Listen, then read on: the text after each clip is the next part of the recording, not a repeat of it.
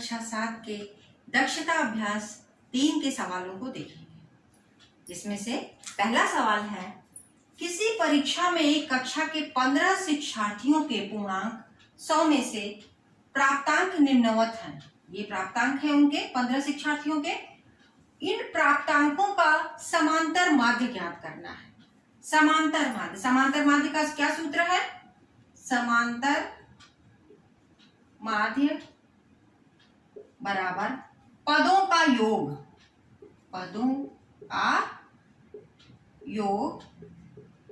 बटे पदों की संख्या,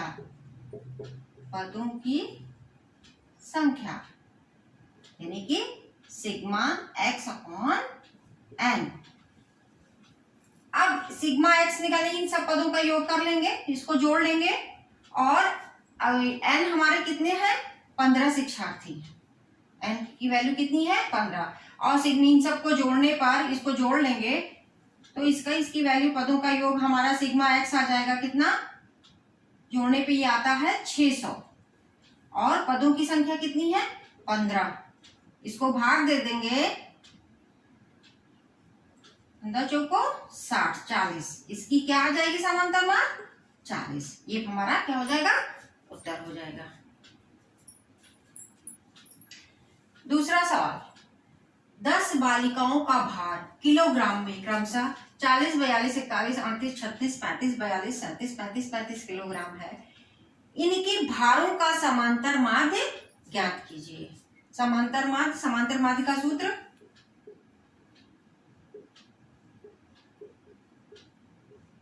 पदों का योग बटे पदों की संख्या, यानी कि sigma x upon n। Sigma x, ये सारे पद, इनका योग कर देंगे हमारा, तो आ जाएगा कितना? 40, 42, 41, 38, 36, 35। इसका योग कितना आ रहा है? 381। 381 बटे पदों की संख्या कितनी है? 10। ये हो गया। इसको भाग कर देंगे तो ये हो जाएगा 38.1 किलोग्राम। ये हमारा क्या हो जाएगा? आंसर हो जाएगा। तीसरा प्रश्न, निम्नलिखित सारणी में 50 शिक्षार्थियों का भार किलोग्राम में दिया हुआ है। उनके भार का समांतर माध्य ज्ञात कीजिए। ये हमारी सारणी है। इसको हम स्टार्ट करते हैं। यहाँ पे भार दिया हुआ है और बारंबारता दी हुई है।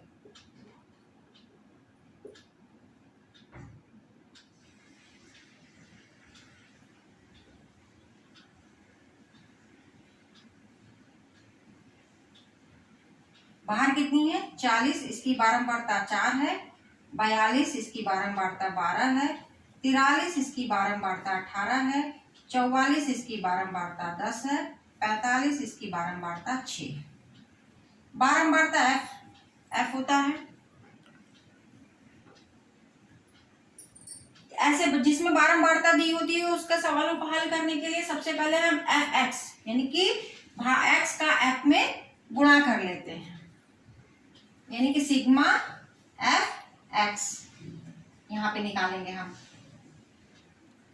इसका गुणा करेंगे, 40 का 4, 4 चौक 16, 160। अब 42 को 12 से गुणा करेंगे, इसका हो जाएगा 504। आप 43 का 48 में मल्टीप्लाई कर देंगे, इसका हो जाएगा 774। इसका होगा 440। अब 45 का 6 से मल्टीप्लाई कर देंगे, इसका हो जाएगा 270। अब देखिए सिग्मा f निकालेंगे हम। सिग्मा f ये कर देंगे, इसका जोड़, क्योंकि 50 शिक्षार्थी दिया ही हुआ है, इसको जोड़ेंगे भी तो ये आ जाएगा कितना? 50।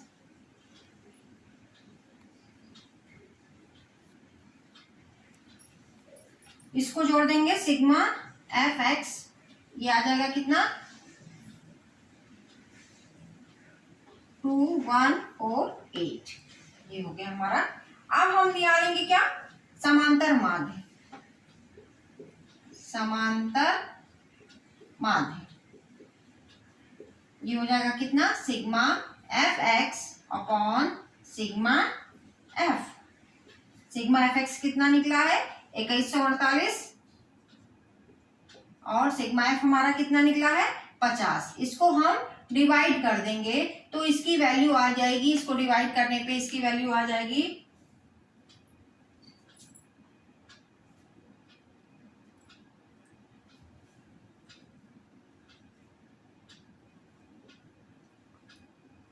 6। इसका आंसर हो जाएगा 42.96 किलोग्राम। ये हमारा क्या हो जाएगा, आंसर हो जाएगा।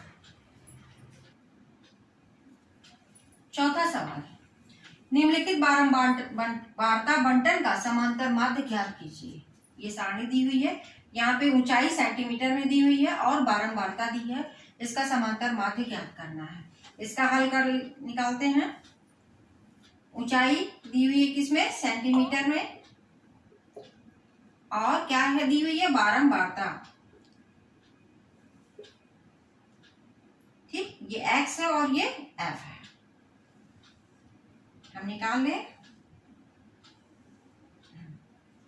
कितना है 142.5, इसकी बारंबारता 3 है। 143.5 इसकी 5 है। 144.5 इसकी 7 है। 145.5 इसकी भी 7 है। 146.5 इसकी 3 है। 147.5 इसकी 2 है। अब हमारा ये आ गया है, ये हमारी सारणी तैयार हो गई। इसके बाद हम देख क्या निकालेंगे, सबसे पहले एफ एक्स निकालते हैं। एफ एक्स, इन दोनों का गुणा करके हम निकालेंगे। सबसे पहले 142.5 को 3 से मल्टीप्लाई करेंगे तो इसका आंसर आ जाएगा 427.5। दूसरा 143.5 को 5 से मल्टीप्लाई कर देंगे, इसका आंसर आ जाएगा 717.5। तीसरा क्या है, 144.5 को 7 से मल्टीप्लाई करेंगे, इसका आंसर आ जाएगा 1011.5। नेक्स्ट 145.5 को 7 से मल्टीप्लाई करेंगे तो इसका आंसर आ जाएगा 1018.5। 146.5 को 3 से मल्टीप्लाई कर देंगे, इसका आंसर आएगा 439.5। 439.5। अब 147.5 का मल्टीप्लाई 2 में कर देंगे, इसका आ जाएगा 295। ठीक, अब हम इसका सिग्मा एफ निकाल लेते हैं। सिग्मा एफ, ये हम जोड़ देंगे इसका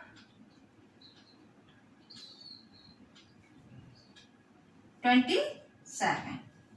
उसके बाद हम सिग्मा एफ एक्स यानी कि इसको भी जोड़ लेंगे। सिग्मा एफ एक्स ये निकालेंगे, इसको जोड़ देंगे 390.9.5 सिग्मा एफ एक्स। अब इसका हम निकालेंगे क्या, समांतर माध्य। समांतर माध्य क्या है, sigma F x upon sigma F. Sigma F x कितना है 3909.5 और सिग्मा एफ कितना हमारा 27।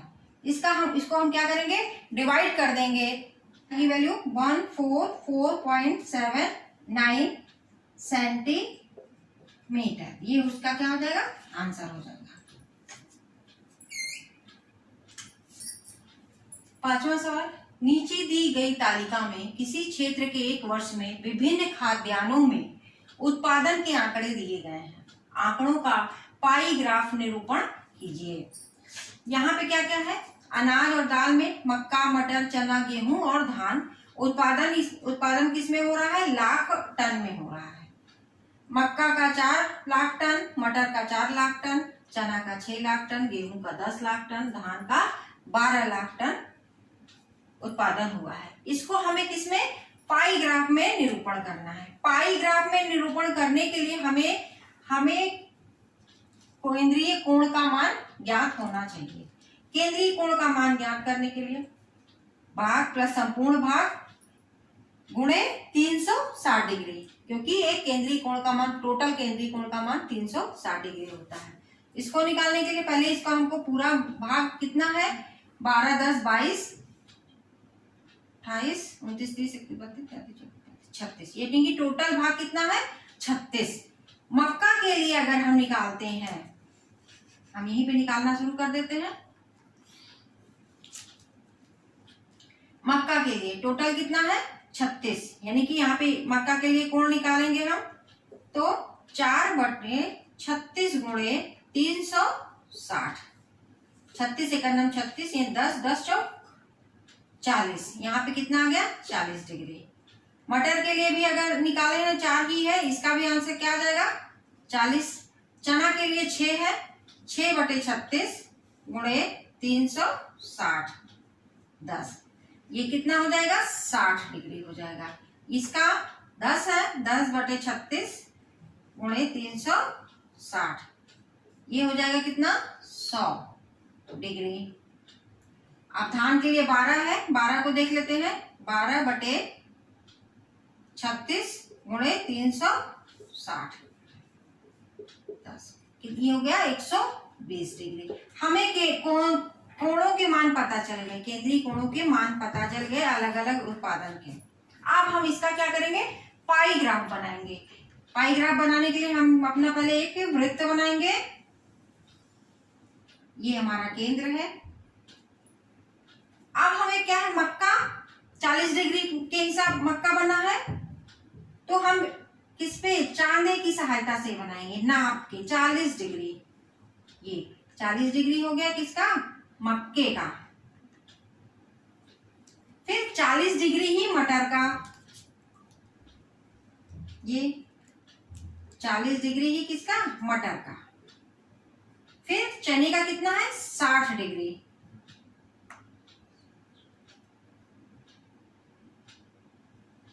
देखा जाए तो 60 डिग्री किसका हो जाएगा? यहां से, ये तो मैं हाथ से इसे बना दे रही हूँ, लेकिन इसको चांदे की सहायता से नाप के बनाना है। यहाँ पे चना हो गया। अब गेहूं 100, गेहूं 100, ये 100 डिग्री हो जाएगा किसका? गेहूं का। और कितना? धान का 120, 120 डिग्री किसका हो जाएगा?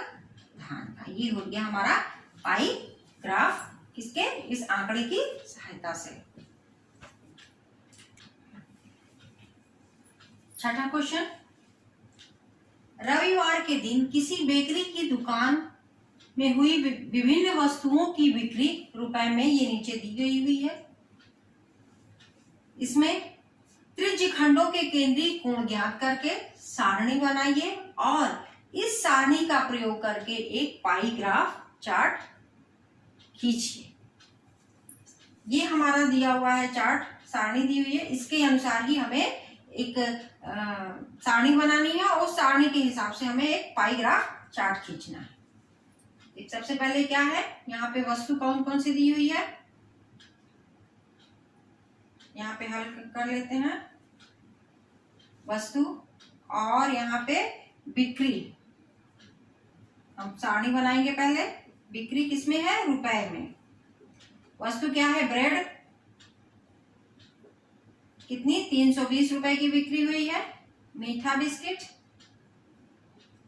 120 रुपए, नमकीन बिस्किट 160 रुपए, पेस्ट्री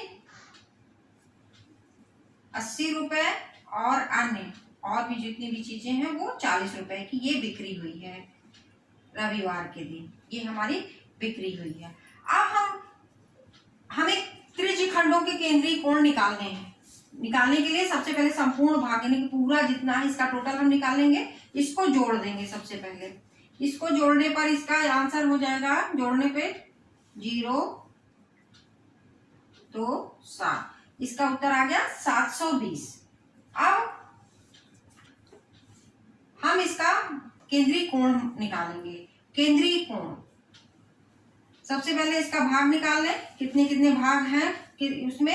ये 320 यानी कि पूरे का 320 है। ये पहले का यहाँ पे हो जाएगा कितना 320 बटे 720, फिर यहाँ पे 120 बटे 720, 160 बटे 720 और 80 बटे 720, यहाँ पे 40 बटे 720 हो गया। ये हमारे भाग हो गए, संपूर्ण भाग में यहाँ पे संपूर्ण भाग। अब हमको क्या करना है, इसका केंद्रीय कोण निकालना है। केंद्रीय कोण, ये हमारी सारणी बन रही है। इसको अगर हम काट देंगे तो ये हो जाएगा कितना, काट के निकालेंगे 4 बटे 9 हो जाएगा। 4 बटे 9 गुणे 360, यहाँ पे हो जाएगा कितना 1 बटे 6 गुणे 360, यहाँ पे हो जाएगा 2 बटे 9 गुणे 360, यहाँ पे हो जाएगा 1 बटे 9 गुणे 360,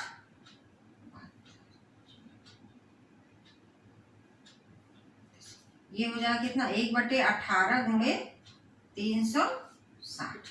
अब इसका केंद्रीय, अब इसको हम सॉल्व करके इसके सारे कोण के मान निकाल लें। यहाँ पे आ जाए कितना 160, इसकी वैल्यू आ जाएगी 60, इसकी वैल्यू आ जाएगी 80 और इसकी वैल्यू आ जाएगी 40 और इसकी वैल्यू आ जाएगी 20 डिग्री। अब हमारे कितने केंद्रीय कोण सारे निकल आए। अब हमको इसकी सहायता से क्या करना है, पाई चार्ट बनाना है। पाई चार्ट बनाने के लिए सबसे पहले हम वृत्त बना लेंगे। ये हमारा केंद्र हो गया। केंद्र में क्या है, सबसे पहले ब्रेड के लिए कितना है 160 डिग्री। 160 डिग्री हम ब्रेड के लिए बनाएंगे। ये करीब यहाँ आएगा। ये हो गया कितना 160 डिग्री। किसके लिए हो गया, ये यहाँ पे ब्रेड हो गया। अब क्या है, मीठा बिस्किट के लिए 60 डिग्री, ये करीब इतना होगा 60 डिग्री। यहाँ पे मीठा बिस्किट हो गया। अब नमकीन बिस्किट के लिए 80 डिग्री, ये करीब इतना हो जाएगा। ये हो गया 80 डिग्री। कितना, ये नमकीन बिस्किट।